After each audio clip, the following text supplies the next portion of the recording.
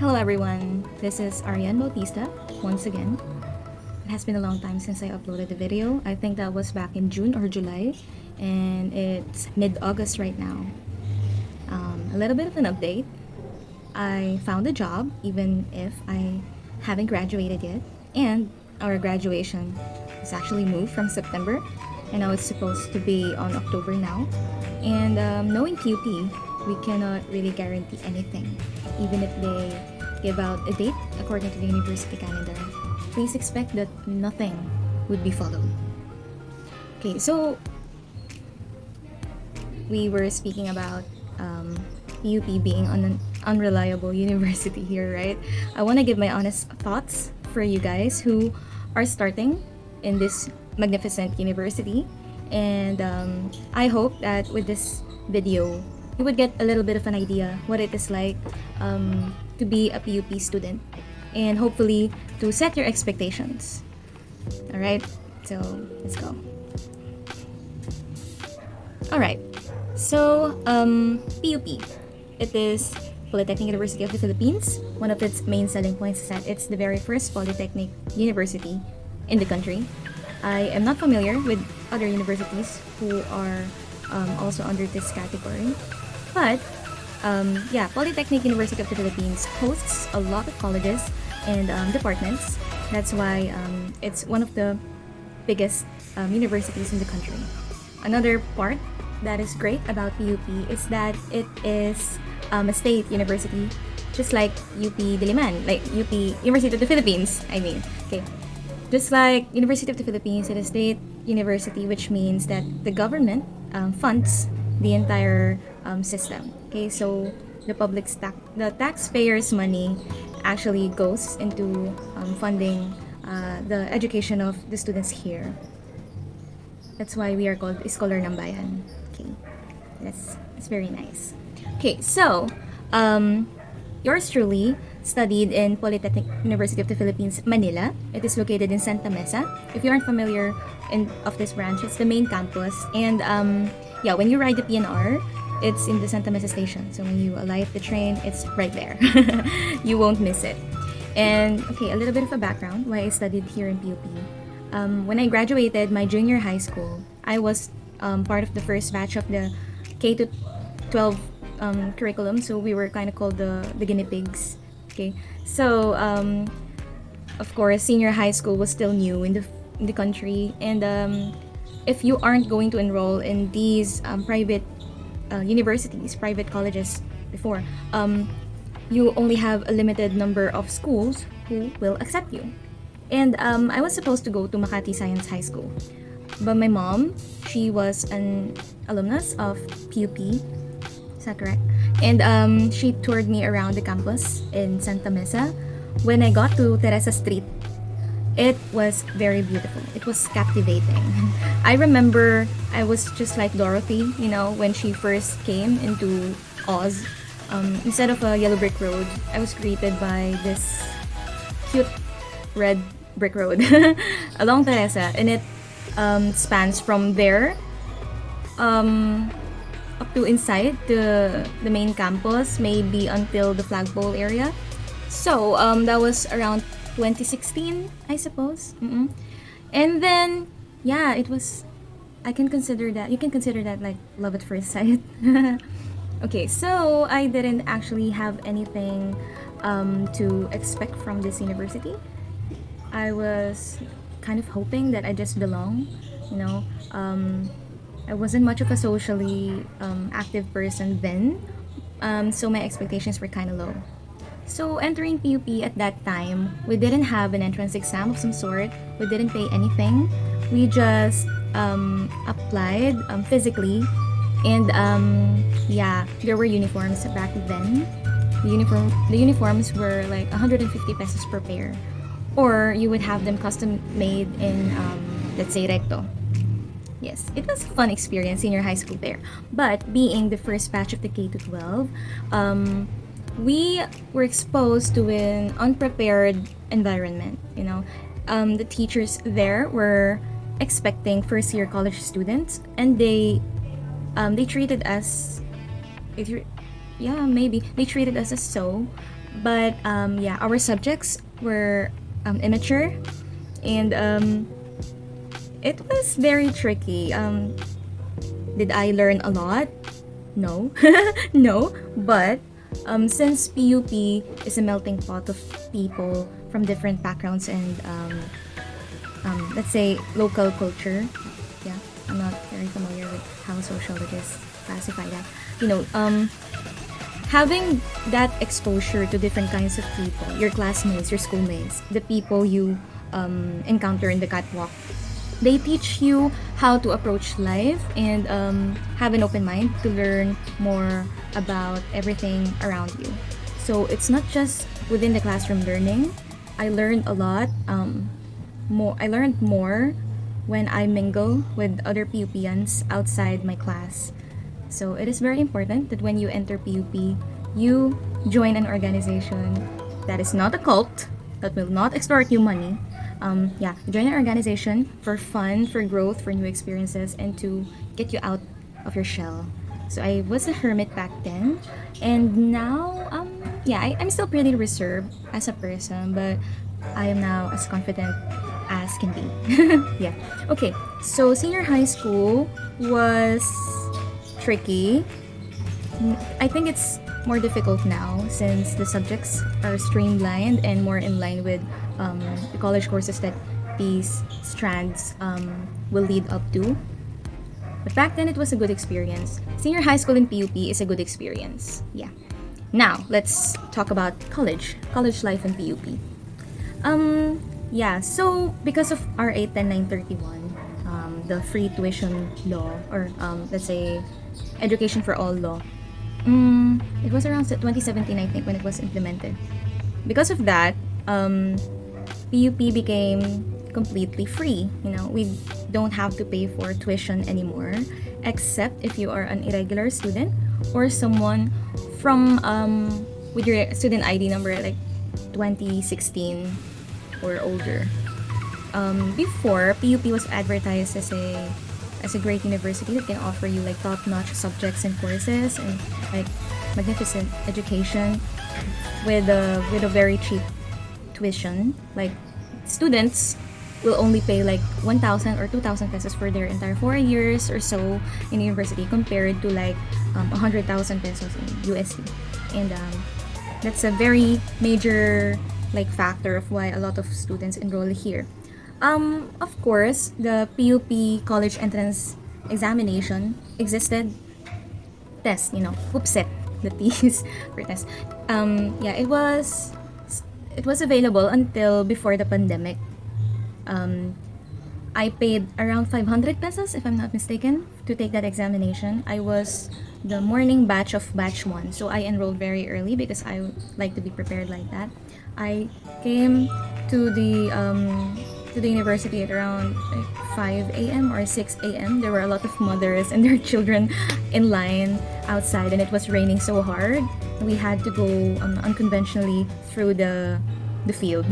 And when we got to the classrooms to take the examination, the proctors, I thought they were teachers, but later on in my college years, I realized they were actually just volunteer college students that are paid or given allowances to manage or like monitor the classrooms of these test takers. Okay, so the exam was, I'm not sure, but around 1,000, I think. Oh no, maybe I'm exaggerating. Yeah, it's like a little over 2 hours or 3 hours. It's very difficult to recall now because it was a very fast experience. My mistake was that I did not wear a wristwatch because phones aren't allowed. You're only allowed a pencil, your eraser or something, and your test paper. So it was my mistake to not carry around a watch. I had no indication of what time it was, how much time I was consuming for one subject. And what happened was I did not finish my exam. I only answered around like 70% of it. I took plenty of time trying to answer the math section. Then I did not accomplish that, obviously. And I failed to complete the abstract section, I believe. So it's important if you take the test You answer it as fast as you can, and then you can go back and then correct your answers and make sure to mark them or shade them properly. Otherwise, the scanner won't be able to count your scores properly, and then you're going to sabotage your entire entrance. No, I'm just scaring you. Anyway, the proctor didn't do a good job of actually telling us what time it was or giving us any heads up that our time was actually running out. So what happened was that when the clock rang, we had to immediately submit our papers. There was no like pad time or there was no mercy. You just have to submit it. And it depends actually on how kind your proctor is to your batch. I heard that other classes, their proctors were that kind that they allowed the students to actually finish the tests until the next batch enters the room. So good for them. Anyway, so when I got home that day, I was almost crying. And then when the results were released around maybe a month or two after the examination, I was one of the few people from our SHS class to have passed the examination. So it was kind of a sad moment. You can't really celebrate that you passed PUP since your classmates weren't able to.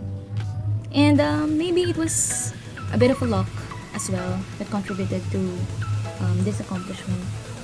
Because the entrance exam, it was relatively easy. You don't actually have to review or anything. You can rely on your stock knowledge, or you can refresh your memory about math solutions or some gen info, literature, information that you already might have known. And maybe it's largely the stress factor in answering these tests that contributed to why my other classmates weren't able to pass the PUP set. And then, of course, when I passed the exam, it was relieving, because you know that whatever happens, you already have a university behind you if you ever decide to enroll here. And yeah, that's what I did. I actually took a test in another university. I did not even bother to complete the math section there because I was lazy that way. I managed to still get high scores. It's a good thing that these universities, they actually consider the total score for your entire examination and not just per section and then divide it into so and so. Yeah, I skipped the math part. You can do it. It depends on your risk taking attitude. I don't know. So when I got in PUP, I was fortunate to apply and got in my first choice of course, and it was PS Psychology. As you may know, it is one of most coveted courses. I don't know why.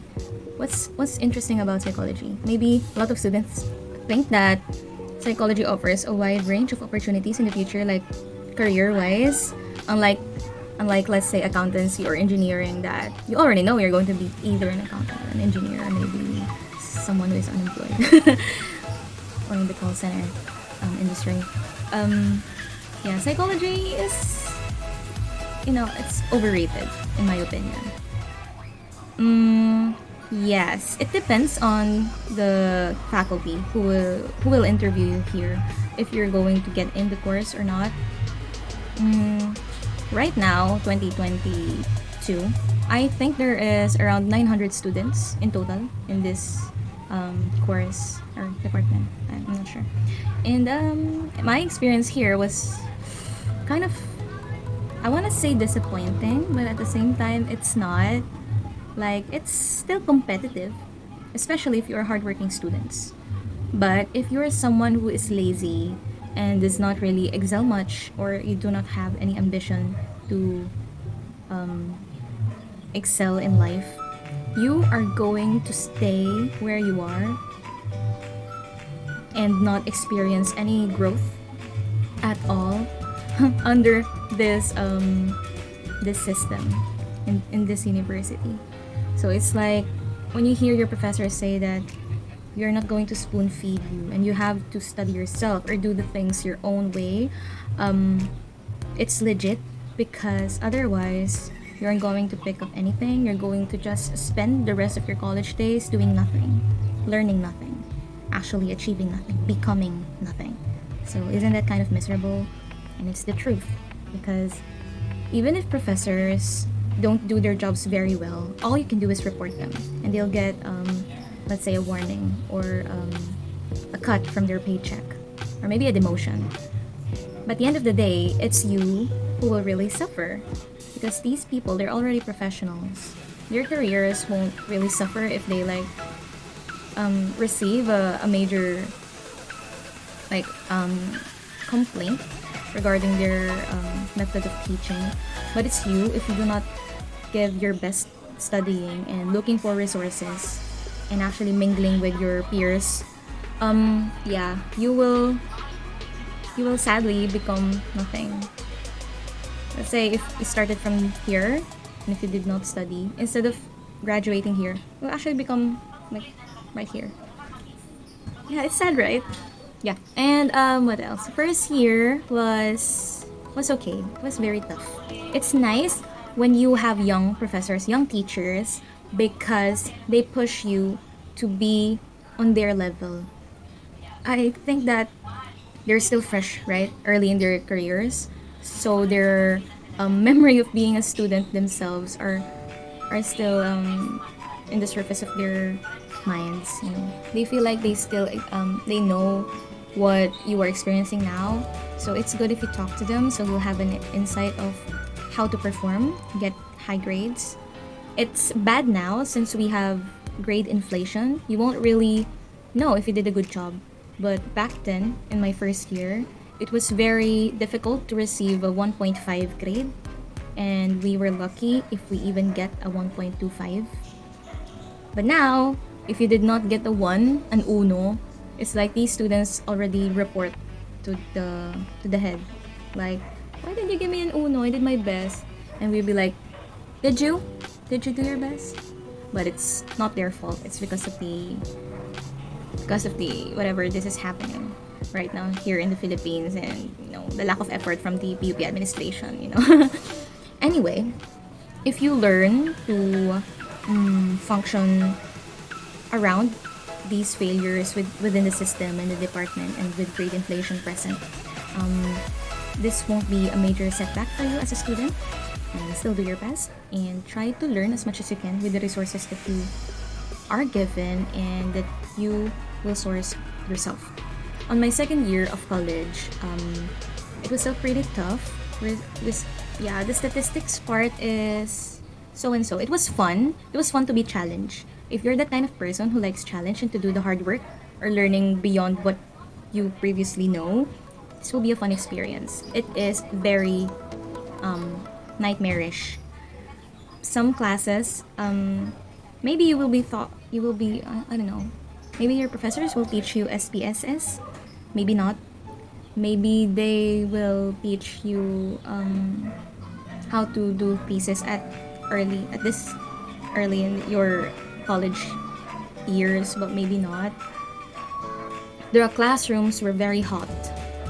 This is what I remember. It's very hot. Yes, and since the BS Psychology department is on the 6th floor, expect your muscles to be strained every day. No, I'm just scaring you once more. I like scaring you. Yeah, it was a fun experience. And then third year and my last year of college, we had to conduct it through online classes, the majority of it. Compared to the first 2 years of college, it was equal parts draining and easy.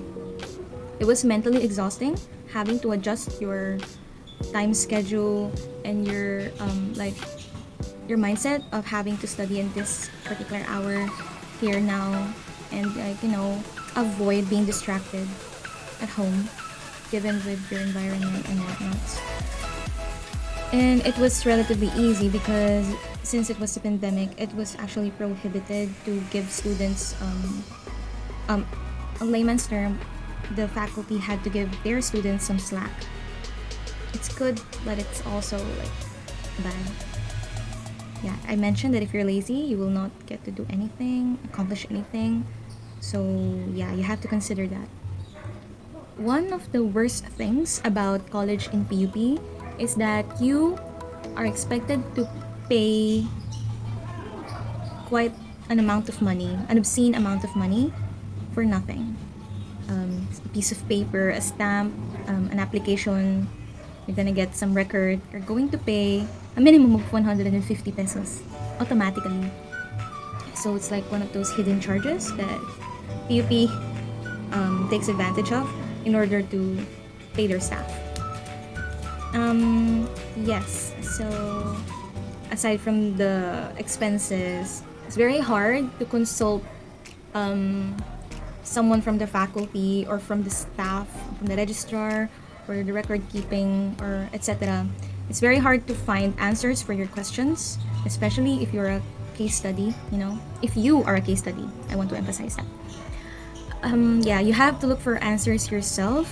It's not going to be posted online. It's not found in their university or in their handbook or on Facebook. You have to ask or find specific people to answer your questions. This is one of the primary reasons why I am doing this content, because I faced a lot of shit studying PUP, and I hate for the other students to experience the same load that I experienced before. Yeah, so if you have any questions that I may be able to answer, and if you are lazy to research your questions on your dedicated Facebook groups and pages, then just let me know and I'll try to redirect you to the answer that you're looking for. Maybe I know it, maybe I don't, but who knows. This is another platform for you to get more information about PUP, and this is your time to rethink your choices. I'm telling you that if you are planning to go to PUP, lower your standards, or maybe keep your expectations at check, because it's going to be very tough. It's going to be very tough for you. You will be forced to adult at a very young age. You have to step up at every opportunity, and it's not as pretty as it is advertised as. So yes, overall, I had a very fun experience at PUP. Do I advise people to go here? No. Is it good here? Yes and no. Will I tell my future children or my nieces, my nephews, my friends to go here? Yes and no. But mostly no. If you have a choice and if you have the money, go to the private universities that offer double degrees or trimester. Yes. Anyway, PUP is still an amazing university. I want to clarify that. And you will learn a lot here. You will meet great people that will help you later in life. And I hope that if you yourself decide to be a PUPian and study here, I hope you have a fun experience and that you will learn a lot, and that in the future you will become someone who you aspire to be. Yeah, so thank you for listening to my rant and I hope that you learned something. Again, leave a comment, let me know your thoughts, ask questions, go ahead, and like this video, subscribe maybe, and see you on another time.